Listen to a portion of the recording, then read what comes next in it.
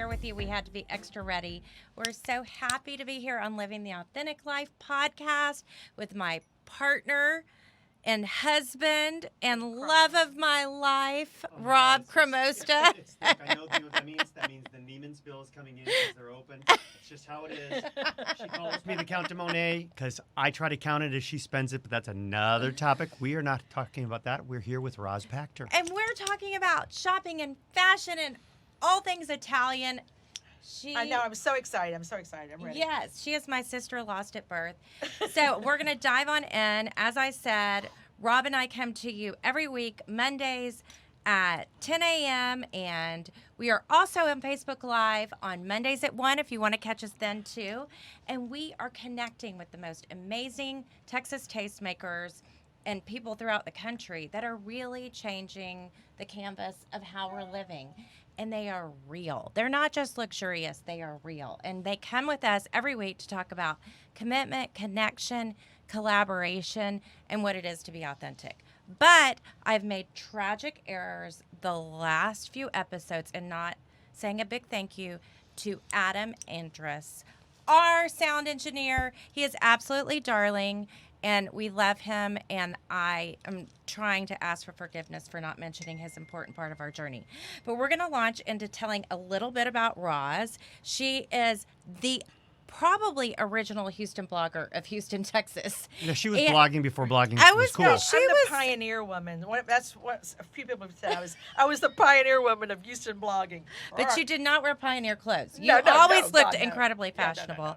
And her fabulous red glasses are her signature look, and every time you see her you can look for that. And I just love that she uses a fashion accessory to define her style, and yet your style is so classic and timeless and luxurious, and it feels like you take all of those adventures from the amazing people you have interviewed. I mean, I went back through the list. I had got the biggest chuckle by seeing you with Joan Rivers. Yes. I mean, how incredible. She was a hoot. And Donna Karan, and then Jason Wu. So, like, new, old, so much. So we're going to dive into all that today. She started her journey at Foley. She was vice president and fashion director. And her journey was with the pioneers of fashion in Houston and working with all these guys. And she's going to share about that. Beauty, health, dining, home, travel. That's Italian travel stories we can't wait to hear. But Rob's going to dive in and ask you a little bit about your family because he's been able to meet with Alan. Really nice guy. And it's you act surprised. No. I mean, it's all right. So look, I've got 14 years in, almost 15 years in. It's not a prison sentence, but she's had 42 years of marriage, a couple children that are older than teenagers now, and a grandkid or two. I mean, it's crazy. How do you stay married 42 years? First of all, a joke with Alan has always been, because I do have a pretty big Italian family, but who knows who's really related and who's not. So he would always say, is this a real cousin or is this someone you just call cousin? That was one of the things. And then the other thing he had a really tough time getting used to was Big Johnny, Little Johnny. Okay, like Johnny Caraba, who you all know and love, is Little Johnny. His dad was Big Johnny. I mean, things like that. And it's been really funny, very funny to go through all of that. But you know what? I mean, we both grew up in retail. We were at Foley's. One of the big secrets to 42 years is travel, you know. Time away is always good. Believe me. And not together. Yes. So that meant that we did have our own space. And he also understood, which is a big help. He understood my business. He understood what I was doing because he had also lived it. So because of that, that's helped it too, I think. Mm-hmm. But it ain't easy being married to an Italian chick, I'm just saying. I traveled 200 days a year for my job, my former job. I haven't been on a plane since January 5th. I know. And this is a whole new dynamic with COVID and all that. But we didn't come to talk about COVID. We came to talk about fashion. Yes. But COVID's affected fashion in a way. Totally. Oh, my God. Is so Totally. intense. So tell us, you work with all the best, amazing local fashion stores, houses, Neiman, Saks, Tootsie's, all the greats. Tell us, what's the journey like? Is everyone pivoting? What are you seeing? I mean, they will come back. are kind of really are coming back. They've worked. I'm so proud of the local people here. They've worked so hard. Not that we haven't all had to struggle through it, but it's not been easy. But they have all managed to stay in touch with their people, their customers. They've been fair to their work associates. It's been not easy, but it gets better and better every week. And it's going to be back. I mean, it's going to be back. And then there's people like us that all we really do are trying to help local. So I think there's more of me out there that are trying to help everybody to shop local. And so I think, we're helping them all to kind of come back. But it's not easy. It's certainly not easy. And if nothing else, I mean, how do we exist before Zoom? Okay, so I had many Zoom calls. And then, so that certainly helped a lot of them because they're doing their trunk shows that way when they can. So it's still, they've been so creative. I'm so proud of them. And it's so really creative. the heart of our city. I mean, we It saw is. that after Harvey. We're seeing that with COVID, like the way that we're all coming together, the way that we managed all of the peaceful protests. For the fourth largest city in the nation, I know. with the outlying areas, 10 million people, and we had almost zero issues. I know. And I thought that was wonderful. it was great how we all came together and we're all working together as a team, and it's great. I mean, I was shocked. It was not what I expected, and I was very proud. And I've told all my friends from New York and the West Coast friends in Seattle and stuff like that. I said, look what we've done. We're the most diverse city in the nation. Houston is considered the melting pot of the country, and we all got along.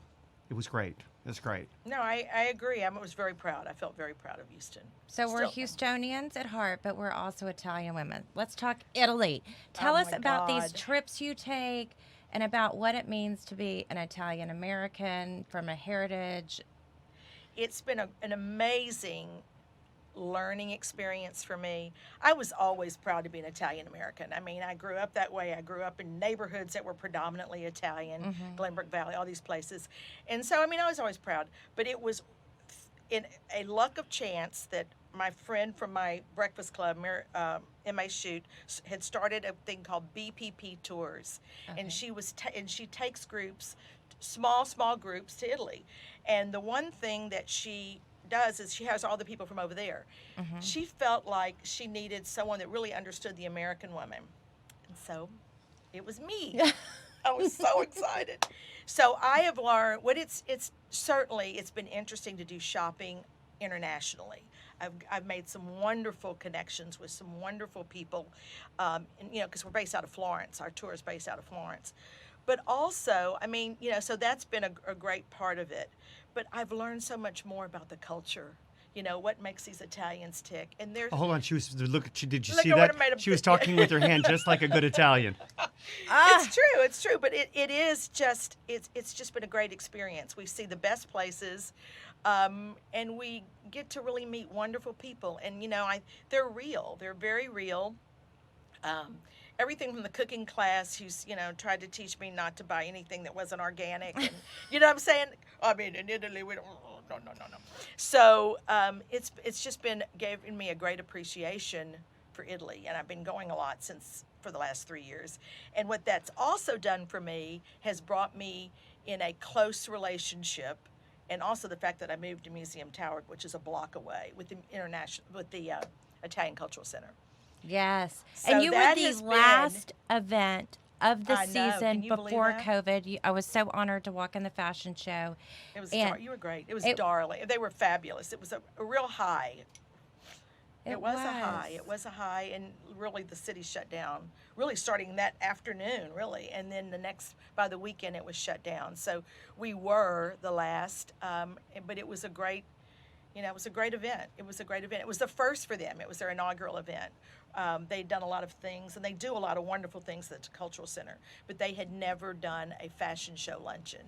And Terry Hogan and I chaired it, and we did it. You was knocked great. it out of the park. Well, it was great. We were very happy with it. And tell us about, so speaking of cooking, I love Donna Vallone. I know you guys are close and you're part of this group of Italian women that make sauce. I mean, my dad is an Italian sauce snob, and he was in love with your sauce. Oh, great. You gave That's it good. to him out of Yes, the trunk of your yes. car No, one day. I I don't know if you I'm just remember. happy that he loved it because there are a Yes. lot of Italian sauce snobs. Oh, out there. is it sauce or is it gravy? No, this is sauce because it's marinara, which is lighter. Okay. But no, we've had that other discussion too. That is totally who you talk to if it's sauce or gravy.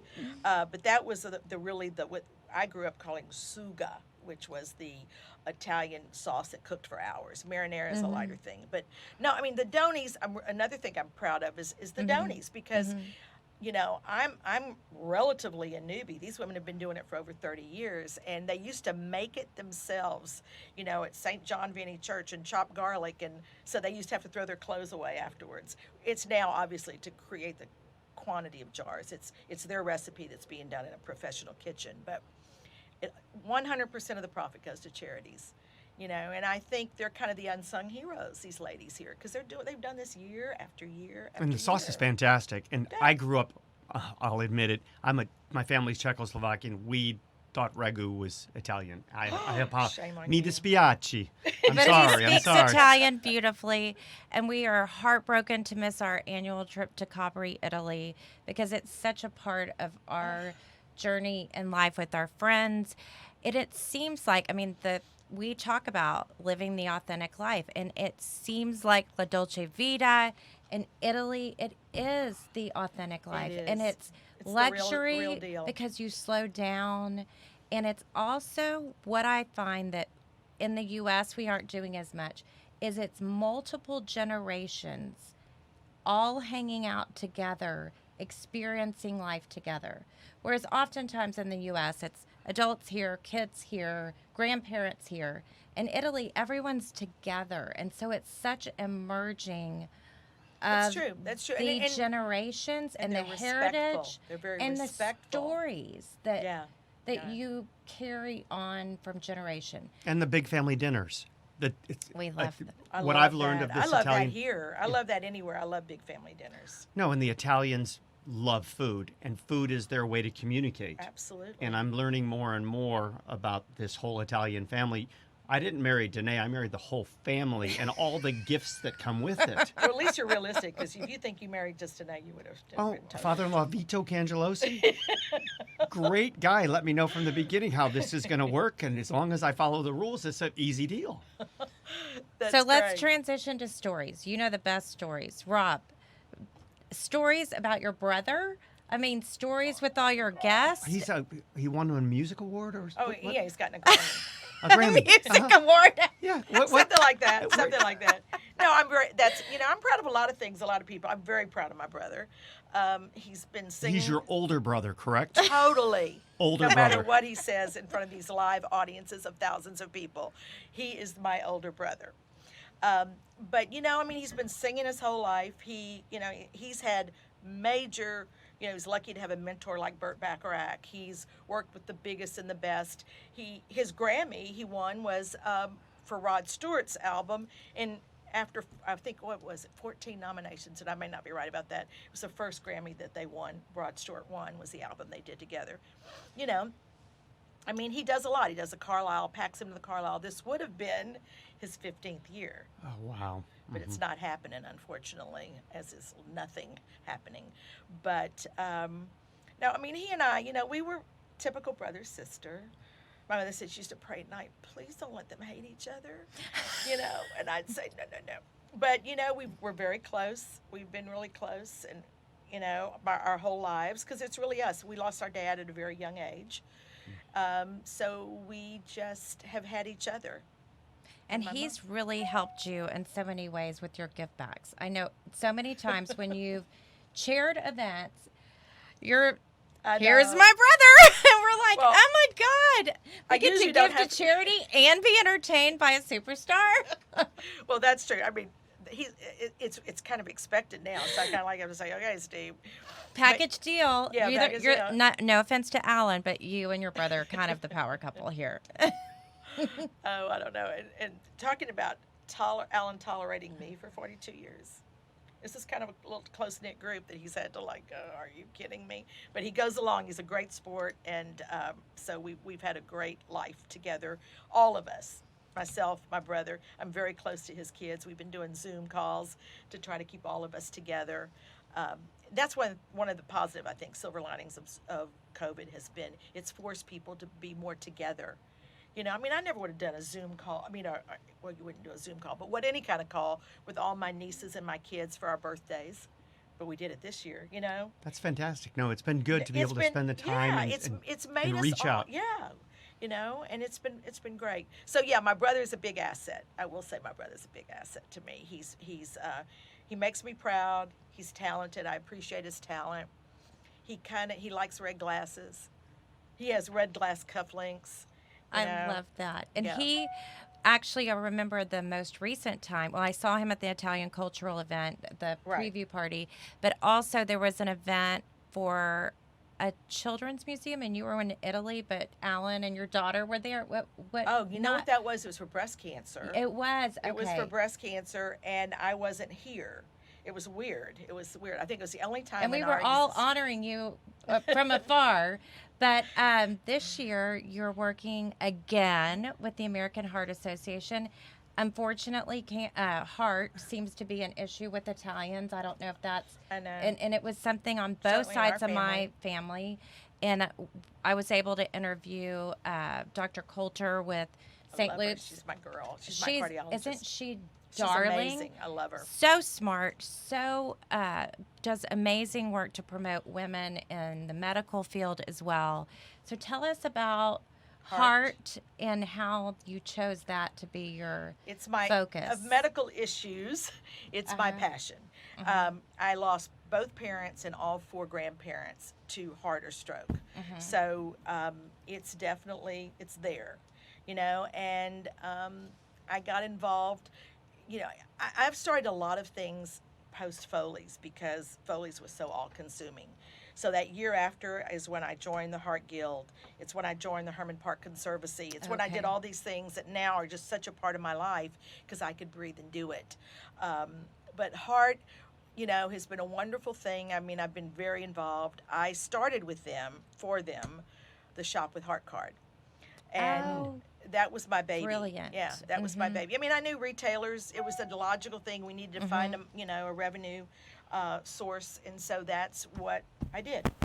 And I've chaired it. And this year, I'm still working on it. This year with them, we're trying to figure out some way to maybe offset it, you know, through a similar type of an event. But it's been hard, you know, to get retailers to. Right, to the heart card focus. gives a discount. You pay a fee to be a member. You buy the heart. You would buy the Right. heart card, and then you got a discount. The problem is this. You know, everything is so discounted anyway. I mean, how much can you give?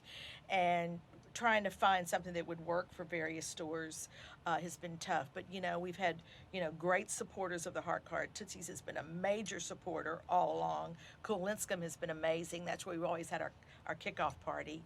And tell us how you met Pam. We were assistant buyers together. I didn't want to say how long ago. Okay, I didn't want to say how long ago. But Pam Cool and I were assistant buyers together at Foley's, ancient times. And then she went on to become, to go into interior design. She, Alan's in the furniture business, so she didn't really get our furniture, but she did all of my paint colors. Every one of my houses, except for the apartment I live in now, has been all done in what we call Pam Cool beige. I love that. So, and she is anything but beige. no, She but she's is but she's a neutral luxuriously- palette that she she builds is, on, yes. and that's really kind of what her whole shtick is. And it was a great color. And we're talking about Cool Linscomb. If you guys Yes. have not shopped there, there are 7, Fabulous. 8 buildings. Oh, it goes on forever. Bella and I just love to go and wander. You just get lost, and it's so inspiring to see the way they present it and the way it's really a journey. It's not just about showing a product on a shelf. It's a journey through creativity. It is amazing, and they master it all themselves, Pam and Dan, and it's just been it's amazing. I don't think there's anything like that in the country. I don't think. I can't imagine anyone that has that kind of it. I call it the compound. Yes. It's like going to the compound. And I see so much I want. So I've learned now to take pictures when I go there, because if it's not in the same spot, I have no idea where it is. Exactly. And But I find it. yes. So the showroom's a modular showroom setup. I wouldn't call it modular. Different themes in different parts of the building. Yeah, in the sense that it's pretty relaxed. Okay. So, and they expand and contract, and they're always right on the front end of a trend, or what's new, what's coming. I go there and I ask them what's the hottest new candle line, and they'll tell me, and they're usually right. And I think philosophically, our business is similar to the extent that I used to feel like I had to travel and look for the most unique things. But we're trying to bring in the things we find from all over the world. And I feel like they do too. They do. Their candle lines, their The best. the linens, even the paper plates, I think is so, it's amazing that a paper placemat could be that fascinating. I know. And I know, think I that agree. that's a great advantage to our Houston fashion community. I agree. Well, tell us more about, so collaboration has been such a significant part of your journey, and you have met some of the most unique people. I mentioned Joe Rivers earlier, but who was the most surprising? Was there somebody that you met that was different than you expected? Are there people who are big personalities like Christian Louboutin, but they might be quiet when you meet them? Or Jason Wu, I was surprised how quiet he was when I met Right. him. Right. Are there I'll surprises tell you out a there? person that I connected with and I adore, and I haven't really pursued her of the last couple of years, but she stayed connected with me, was Roberta Armani. Okay. Okay, Armani. Okay, so you. Oh, I mean, she is the niece, and he doesn't have any kids, and he has one nephew and 3 nieces or 2 nieces, and she does all their kind of, not marketing. I think she's the VIP person, so she picks the red carpet stuff. She does, whatever, and she and I just clicked, and I wasn't even supposed to sit at the luncheon because I was media. She had me sit next to her. And she corresponded with me for quite a while, several years after that. Oh, wow. I just haven't had a reason to go where she is. Mm-hmm. But I'd ask her about, when I started going to Florence, I'd send her a note and ask her about restaurants and hotels, and she'd respond. It was amazing. So she was a wonderful kind of a plus that I didn't know. I mean, God, I've been so fortunate through Neiman's and through Tootsie's and through some of these places that bring designers in. Those weeks, remember when we used to have those fashion, that were downtown at the Wortham, what was it? It was a Houston Fashion Week, right? Yes. I mean, all these great people would come in, and I got to interview them and get to know them and know their lines. And I tell you one thing, they all love Houston. The one consistent thing that I always find, because you always ask that, and they're not going to say, I hate the Houston women, but they are very complimentary of Houston women, because they all say the same thing, which is Houston women like to look good. They like to dress. They like to... they show their wear as well. And I think Houston's a very approachable city. Oh, the absolutely. Women of fashion here. Absolutely. We were talking earlier, the models in some of your shows when they were younger, not then when you were younger, but the younger models don't smile when they're walking down the runway. Right. But here, they will do a little smile on the shows, and versus the New York, this look, it's like, let's smile. Well, let's have fun with this. We're a fun city. We're good people. I remember my first fashion week in New York. I met a friend in New York, and I had gotten my hair done, and I had my makeup, and I had on a Chanel jacket and a pencil skirt. She had no makeup on. She did not even prepare her hair. She threw it in a ponytail, and she was in the fashion industry. And I know who that you're talking was about. We won't the mention names. look. Like, she did that on purpose. Right. She purposefully didn't do her makeup and her hair. It did not look coordinated. And that was the look. And maybe that was 15 years ago. But I go to fashion events in New York or charity events there, and the women have style that's New York style. But it's not like in a room in Houston, Texas. You see makeup and hair and jewelry and I know. color. A lot. Yeah, a And lot. I'm a girl that loves color. I mean, I certainly love a black dress or a pair of jeans and blazer with it, but I'm going to always add a little color. See, and I'm obviously the opposite, and I'm Uh-huh. trying. But you have color in your glasses. I do, but if you look at my closet, I wanted to do. Everybody was on this Facebook Live and all these things. Uh-huh. Originally, we were all quarantined. Someone said, "Why don't you do your closet?" I went, "No." I mean, first of all, there's this many black dresses, and then there's this little bit of color right here. There's this many black tops. I said they would go. It would be a yawner, but that's sort of, and I contribute, not that it's anything great that I do or don't do, but I contribute learning how to dress in an urban, sophisticated way, like it or not, it's a lot of black, the Donna Karan showroom, because those girls were great, and I spent a lot of time as a fashion director, because they owned DKNY Jeans and Donna Karan Collection and DK Sport and all this. I was there a lot, and I learned a lot. But I think that that's the other thing, is that you've always been true to your style, and we can be true to our style, and I can be in New York and wear color and not have to look like everyone else, and you can be in Houston and wear black and look fabulous, and we all have to own whatever the journey is. And I think that's sometimes what people get lost with in fashion, is they try to go with the trend. I agree. And so there's trends that work for you or work for me, but for me, I'm petite. I can't wear something big. So I have to belt everything. Like, you have to know your style and your body type.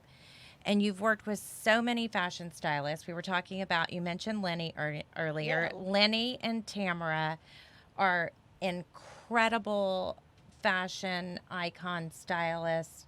Are there other people that you've worked with that have inspired you, or that I'll tell you who did a fabulous job for us was Jeannie Roberti too. She did an amazing job. I love her. I do too. And she Elizabeth Anthony. Yeah, and she did our fashion. She was our fashion show person for the Italian thing, and she's Italian, and she got really into it, and it was one of the highlights, I think, of the day.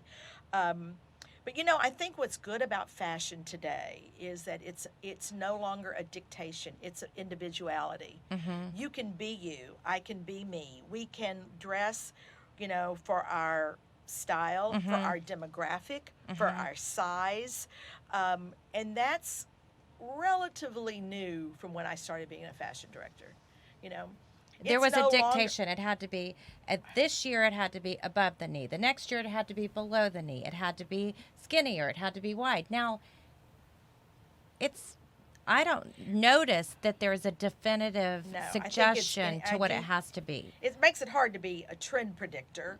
Okay? Well, yes. It'd be difficult to be a buyer then, too, to figure out what's going on. It is. You have to be, so many things to so many people. But the thing is that what's really good about it is that, like, one of the things that I've learned, I'm probably going to do more of after COVID, is more wardrobe consulting, because one of the things that I preached when I helped someone do their closet is, I've never been this person, haven't worn it in 2 years, or a year, get rid of it. That's not me. I mean, there are things I tell them to get rid of, okay, because they don't need to have it, but my way of helping someone with a closet is to find those things that are core that you should wear now, and what do you go out and purchase to add into that. I never leave a wardrobe consulting without a shopping list. Yes. Sometimes it's taking, breaking suits apart, or it's taking that dress and adding a skinny, leopard belt to it, or whatever. But, I always leave there with a shopping list. Sometimes I'll help them. A lot of times a lot of these people have salespeople, and they'll just go with their list. But the point is that there's really not much, unless you bought really trendy stuff, that you should add every year. Well, Yeah. I work with Todd Ramos. He comes to my closet once a season and helps me that's because great. I feel like I need that other mindset. And 5 years ago, I wouldn't have put this ripped up jean jacket with this proper dress. And it got me thinking in that way. I love Todd, too, because when Todd comes in, I'm telling you, she has all these new outfits, and I'm just thinking, oh, my God, look at that. I made money. Because, I mean, I'm a guy, and I've got to go back onto this one topic because you didn't bring it up, but every time Danae is in Europe shopping, she's like, look how much money we made. We got the tax back with the exchange rate, too. Tax-free. It's Yeah, we're making money. Yeah. So I'm now convinced that when we go there, it's not that we're spending money, we're making money. And this is better for the family. Because I'm new to this fashion. I understand what I do for a living and fashion, the watches I deal with, and that part of the jewelry part of it, but the fashion with you guys going to Tootsie's and buying a dress for $1,000 or whatever the number may be, but yet you can put a Gap T-shirt Absolutely, I underneath or love that. something, High and I'm low. just like, Gap. Yes, it's good that you guys can mix and match. Okay, this is my perspective. I mean, Right. I'm a layman in this deal, but it's fun. So I mean, I get entertained by it, and I like the knowledge and the different perspectives, and I really enjoy it. I do. Well, it is. It's fun. I mean, you can make it fun. I mean, all right, I'm probably the oldest person in the room, but I will tell you when what's her name? Stone. Went Oh, to the yeah. Academy Awards. Sharon with the- Sharon right, Stone. with the Gap top and the Armani skirt, it was the headlines everywhere, and that was like, wow, that was brave. It is now. It can be. It's I mean, I love. I go to Target. I go to Target. Target. I do love Target though. But I mean, it's just too high of a bill. Alan goes, what? I mean, I've always shopped a lot at Target, but my point is, you can put it together. You can put it together and do. I mean, it's kind of expected in this day and age, but that's how fashion has evolved. When I started as a fashion director, you bought a Ralph Lauren outfit. Mm-hmm. Outfit. It all went together. You put it together, and that was it. Well, we Now saw you that buy with pieces. Bella. She's shopping on this website for bathing suits, Wow. and the top doesn't match the I know, bottom, I and know, they're I know. $7 each. And I'm like, wouldn't you rather have one great suit? And she would rather have, I call it disposable fashion. And so I guess there's moments of my wardrobe that are disposable fashion, like the T-shirt or whatever. But then I also try to have key investment pieces, Sure. and that's what I See, would hold do. on, investment. I Here know, we go. I It's know, these I know. keywords. Yeah. She's really I good. know. This is like a keyword for Rob. Okay, investment. We're making money again. I'm But all good with this. truly, he'll freak out if I buy a Gucci jacket in Italy. But then I wear it 20 different times throughout the year, and then I'm going to wear it for 10 years because it's so classic and so timeless that I get. But then, I'm saying, I'm putting it with the Target sundress Right. with that over it, so it's okay. And that's the is. way we've really built our business, is that we know there are people out there that could have 20 Chanel bags, but we want to help people buy their first Chanel bag and figure out what that first Chanel bag should be. And if they're going to buy one bag for that year, they could spend even less than $1,000 and get a Chanel bag versus going, I mean, a Coach bag now, entry level, It is is. I was getting ready to say that. It is amazing that Chanel, even Gucci to some point, and Prada, whatever, are not the highest thing in the shoe department. If you look at Neiman's or something, I mean, look at these. I mean, it is amazing how they've. I wonder if that's going to change in all this. I do too. I really do. I mean, look, fashion is in such flex. I mean, they can't even decide how to do Fashion Week yet.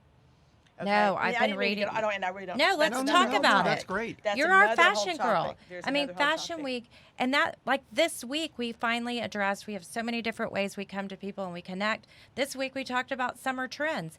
And I was asking friends, I'm like, do you know the colors? I had to Google it. No one's even talking. And every season, I'd be doing my Pinterest boards and figuring out Right. and meeting with Todd and planning. We had no events. Right. We weren't. I dressed for a Zoom call. I know, mean, do I I know. need a new outfit for that? So, but what we've come to is that because I was hesitant to even post or comment for fear that people would say, oh, how ridiculous that you're talking about fashion. But it isn't. It's a way to have a creative outlet. It is creativity, it is beauty, it is connection, it is our community, it is local businesses, it is people's lives and people's income. And I love that line from When the Devil Wears Prada. And she I know, says, the turquoise or whatever. yes, Yeah. she's looking at the sweater. Andy is the assistant. And Yes, I remember. What do it you very- see? yeah. I see a blue sweater or something. Yes, and then and the Anna Wintour character is I like, no, that sweater color was picked by a group of people, and then it was forecasted and the texture, but it's true how It much is. of a business it is, and we can't just.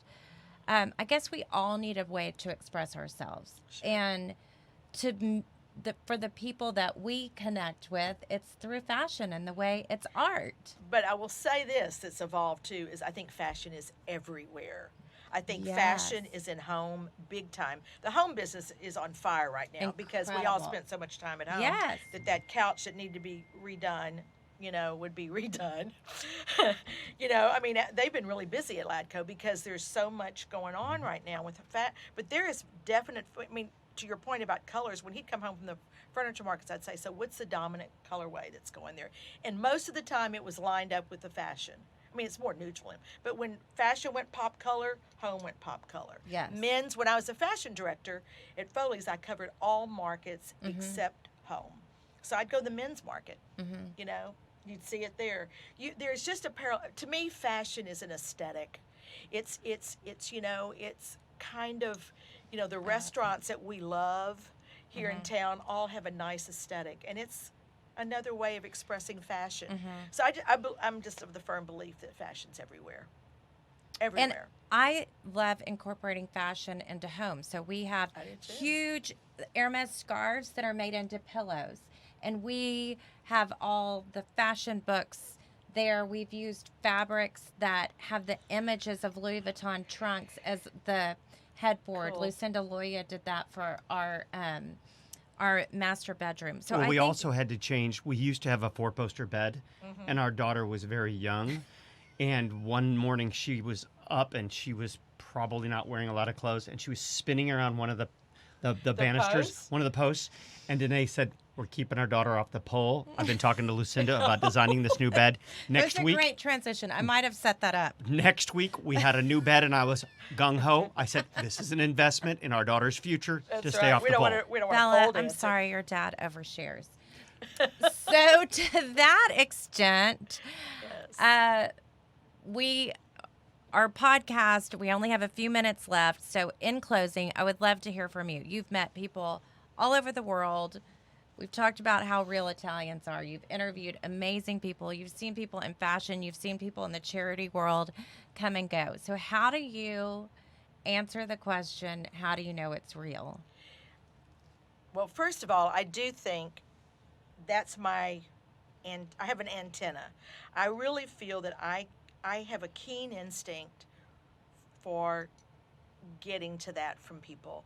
And it's not steered me wrong yet. I get, big thing is I have a gut feeling about somebody, something. It could be a product, it could be a situation, it could be a person. And that has not led me very wrong in most times. My CEO at Foley's, I think I put this in there, used to say to me, "Okay, Roz, tell me your gut feeling," because we'd be making a decision on a short that's khaki to go in an ad that would sell 20,000 pieces if it went in the ad. And he'd say, I'll take your gut to the bank. And I mean, I don't know, I just feel like I feel like it's something I strive for constantly in myself. And because of that, I think that I have an ability, and I don't know if it's an ability or just, like I said, my radar, that I can pull that out of people. And it's amazing how real people can be if you take your conversation that way. That's what I loved about interviewing so many people, is that it is amazing what you learn. Sometimes, I mean, too much. Like, they'll talk about personal lives and whatever, and that it's there. And I think that I started my business built on friendships and relationships. They all got me started. They were all there for me. I'm still there for them. And like I said, I think I said this earlier, but I mean, when Foley's went away and I didn't want to move to Atlanta, the first person at my door to give me work was Mickey Rosebaron at Tootsie's. And he was my first, and I stayed, and one of my loyal friends. And his sidekick was Norman Lewis, who, thank God, he and Donna own Tootsie's blessing. now. Yes. Thank God. And, things like that, and all my friends. So I really feel like, one of the things I have to say this about blogging, that was an adjustment for me to make, was that I in retailing, when I would do advertising, whatever, or we'd be picking stuff for ads or just life, I was always preached, it's not business, it's not personal, it's business. You got to go for what's best, what's going to make the most money. And I started my blog that way. It took staff that worked for me to convince me that it not to be so objective and to be more subjective, because people want to know what I thought. And so there is an authenticity in everything I do. I won't write about a restaurant I haven't gone to. I won't, I won't talk about a designer that I haven't talked to or know something about. But I think that's where the authenticity comes in. I think you can judge people. I don't think there's a lot. Maybe I'm naive. But I agree. I feel like it's a gut. I feel like sometimes people don't go with their gut because they want this dream of what they think. Exactly. And I feel like we all kind of know if we listen to ourselves. And you have such heart. Thank you so much for sharing that with us today. Speaking of hearts, tell us about your Twilly scarf that you're wearing. Yes. I'm wearing a Twilly scarf. Not a good scarf girl. I had to be taught by Donay exactly how to tie it. But it's adorable. Look at this. Can everybody see this? I know. With the heart-shaped box. It's with the a heart-shaped box. An Hermes heart-shaped box. And I'm going to start on Monday. You'll see on all my social media, I am starting a giveaway where you too could get a Twilly scarf. You'll get the whole criteria on what you need to do. Who to like and what to do, and we'll be posting on our feed on Tuesday, but it starts on Monday. Exactly. Where to show up, what you have to do. But overall, how easy is that? So I'm very excited about it. I'm going to wear it a lot. Exactly. Well, it goes with your red glasses, and it's just a bit of color. Does. Well, God you have knows been. I need a bunch of color. You don't. I love your personal style, but your authenticity is what shines through, and you are truly a Houston tastemaker. You're an amazing woman. From the day I met you, I felt connected to you, and I think you are living the authentic life through your commitment, connections, collaborations, and we're so honored to have you join us. Well, I love doing this. This has been great. I feel you guys are friends, and it's great to sit and talk to friends. No, it's and it's opening up a new world to me, because I'll admit this is I've had 14 years of learning about fashion, and I'm learning more and more every day. And when I go hunting, I carry a Louis Vuitton duffel bag, and my friends You're just the envy of the group. Oh, I don't know if envy's the word they would use, but it's just another facet of my personality. And no, it's been fun. It's been great to know you over these years and learn your style. And I always do notice the red glasses. Yeah, those were a fluky thing that just sort of happened, and they've stuck. Well, we love it. They've stuck. Well, stay tuned for more to come from the Vintage Contessa. Again, Facebook Live on Mondays. Wednesdays, Wacky Watch Wednesdays, and here next Thursday, 10 o'clock for our podcast, and we'll be hosting